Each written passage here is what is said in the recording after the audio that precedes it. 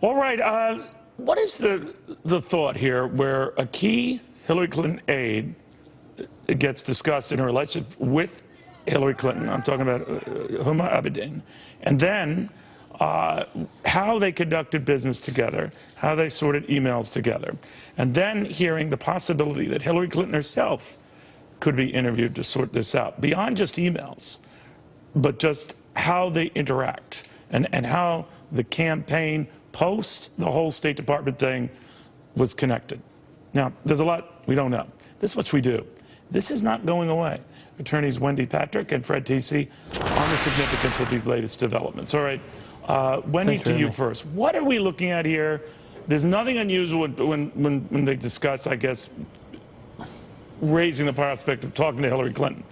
But it does leave a lot of folks outside this wondering what the heck's going on. What do you think is going on?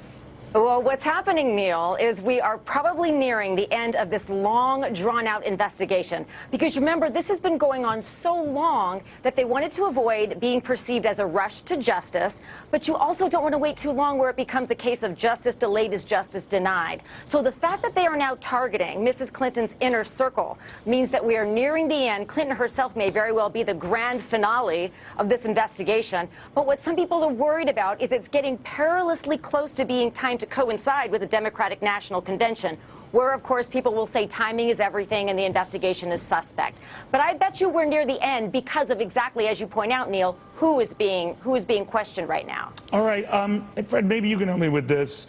Well, one Washington Post story had said to the effect that there is scant evidence at this point that Hillary Clinton had malicious intent.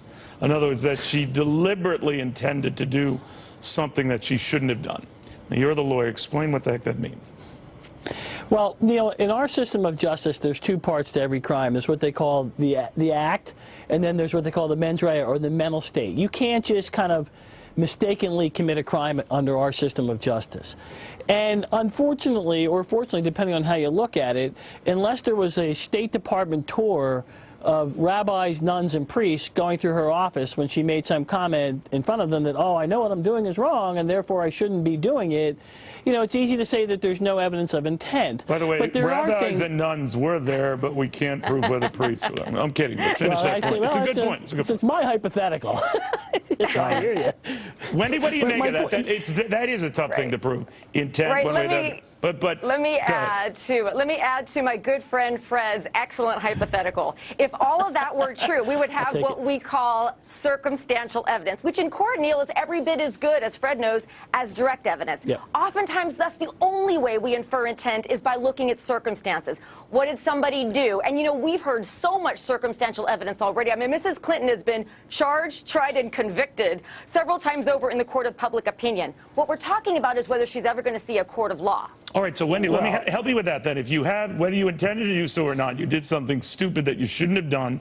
Ignorance, from what you both seem to be saying, is no defense in law, right? That's right. And what there's a lot of misconception about is whether, you know, what's the mens rea, what's the mental state that is necessary. Negligence is something that they're looking at. In other words, you don't have to prove that she intentionally decided and intended to compromise state secrets. They're looking at whether the level of mishandling rose to the level of negligence. When you look at all the circumstantial evidence, as Fred points out, that has been the conclusion of much of us that are watching this from the outside. But here's the kicker. Nothing the FBI has done has compromised the integrity of the investigation. So we don't know all of the facts necessarily so they can do their job behind the scenes. All right, finish the thought, Peter. But we don't. We don't know all the facts. But one thing that shows evidence of consciousness of guilt are false exculpatory statements. And I can give you one. She said that she used this private server to email her husband, and he says he never got email. That's a false exculpatory statement. Now, whether it's salient or whether it's material is another issue. But there may be other evidence like that that shows consciousness of guilt. So I wouldn't write this thing off just yet. All right. Credibility is always relevant. I will never disagree with that. And that's part of also what the circumstantial evidence may show in this case. All right. We'll watch very closely. Credibility is your defense. Good Fred, luck. Wendy, and any of you priests who might have been offended out there, thank you very, very much. Good stuff all.